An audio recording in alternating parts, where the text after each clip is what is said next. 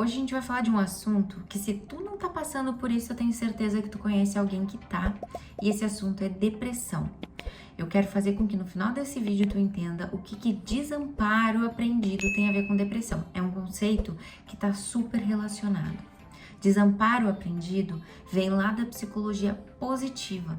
Um carinha chamado Martin Seligman, que é o pai da psicologia positiva, ele fez um experimento lá pelos anos 60, que o experimento não era muito adequado, não era muito legal. Era com animais. E eles colocavam eles numa caixa, onde tinha um grupo de ratinhos que ganhavam choques e outros não. E esses ratinhos que recebiam choques, eles não tinham muito o que fazer, eles recebiam aqueles choques.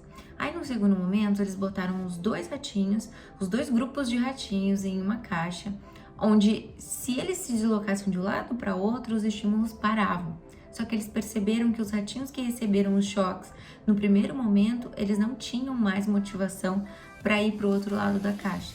Os outros tinham. Então, eles perceberam que depois de a pessoa sofrer muito, fizeram a relação, né? De que uma pessoa sofre muito, ela ganha vários choques na vida, ela perde a motivação de mudar a situação dela.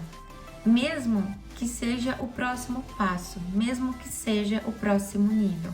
Ela acredita e ela internaliza, ela gera uma crença de que não adianta fazer nada, que ela vai estar sempre recebendo aquele mesmo choque.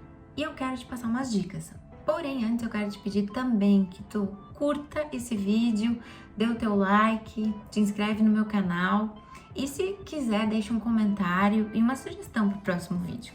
Mas voltando às práticas, quando a gente tem uma mudança de humor muito significativa, ou pode ser até leve, a gente com certeza teve algum pensamento antes. Algum pensamento ativou a minha emoção.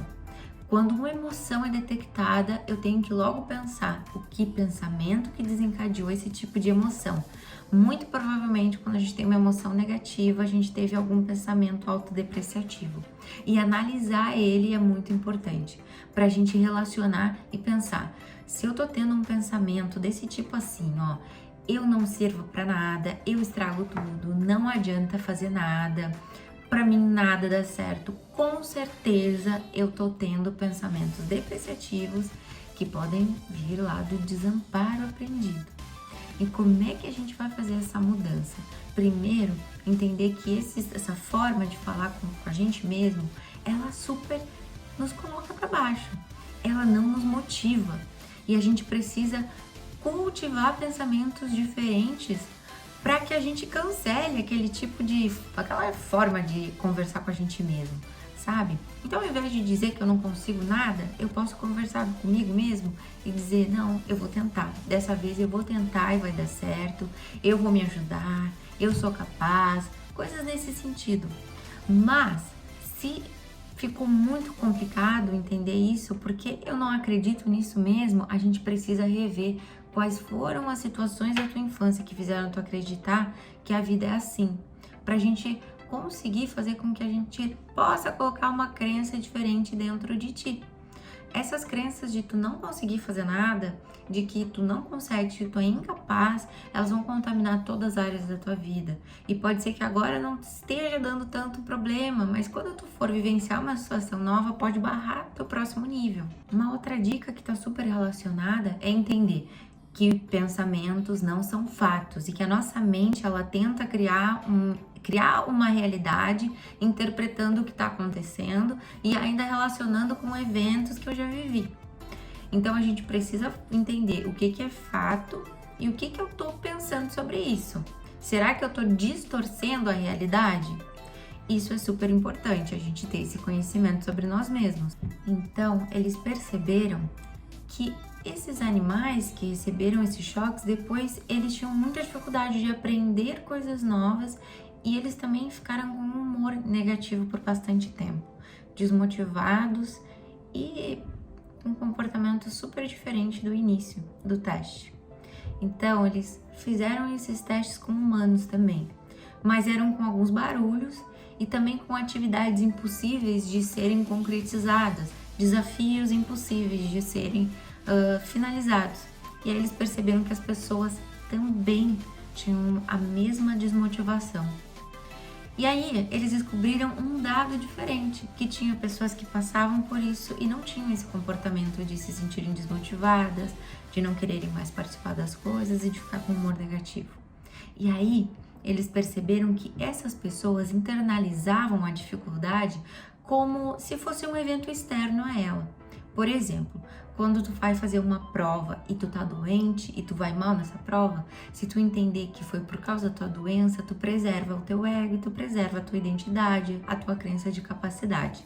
Então eles perceberam que esse evento externo ou que essa relação com alguma coisa que não é a pessoa faz com que as crenças de capacidade se mantenham intactas. Pensa comigo, uma pessoa que pensa, eu estrago tudo por causa de alguma situação, provavelmente ela não estraga tudo. Tudo.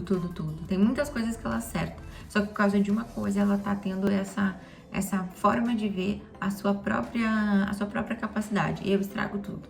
Mas, se a gente for ver, ela não estraga tudo. Ela estragou uma, duas coisas. Entende? É assim que a gente analisa os fatos. Quando a gente tem esse tipo de interpretação, às vezes a gente não percebe o quanto a gente é capaz de mudar alguma coisa. Mas se a gente percebe que a gente teve alguma relação, alguma responsabilidade até pelo evento negativo, a gente pode pensar que se eu tiver um comportamento diferente, eu posso evitar ele em outros momentos. Então a gente não precisa se culpar e achar que a gente não tem capacidade. A gente pode perceber que a gente teve responsabilidade e que se eu atuar de forma diferente, o resultado vai ser diferente. Então vamos perceber juntos que quando a pessoa percebe eventos externos, passageiros, como influenciadores de um mau desempenho, ela consegue preservar o seu eu. Só que quando ela coloca toda a responsabilidade, ela enxerga tudo como imutável, como não tem jeito, como coisas fixas, ela se sente mais vulnerável, ela fica mais propensa a desenvolver a depressão, porque ela cede completamente aos eventos que ela acredita que não tem jeito. É assim, o mundo é ruim, nada vai dar certo, não tem jeito. Porque ela desenvolveu esse desamparo aprendido de que nada vai dar certo e de que eu não tenho capacidade para lidar com as coisas. Tem muitas coisas, eventos que a gente não tem controle. E se a gente pensar que tudo aconteceu desse jeito e vai continuar acontecendo, a nossa visão de futuro fica muito prejudicada, a gente fica completamente desmotivado, porque quando a gente entende que a situação vai se prolongar, aí realmente a nossa motivação vai lá para baixo. A gente não tem força de reação. Então, se a gente consegue fomentar esse tipo de pensamento de que aconteceu, eu não tinha controle e que eu vou tomar algumas medidas diferentes para que isso não aconteça, a gente consegue fomentar a esperança novamente de que as coisas deem certo. Se tu te percebe sofrendo muito com esse tipo de crenças, de incapacidade, de frustração, de desesperança de futuro, eu te recomendo que procure um profissional para que tu te liberte de uma vez por todas disso.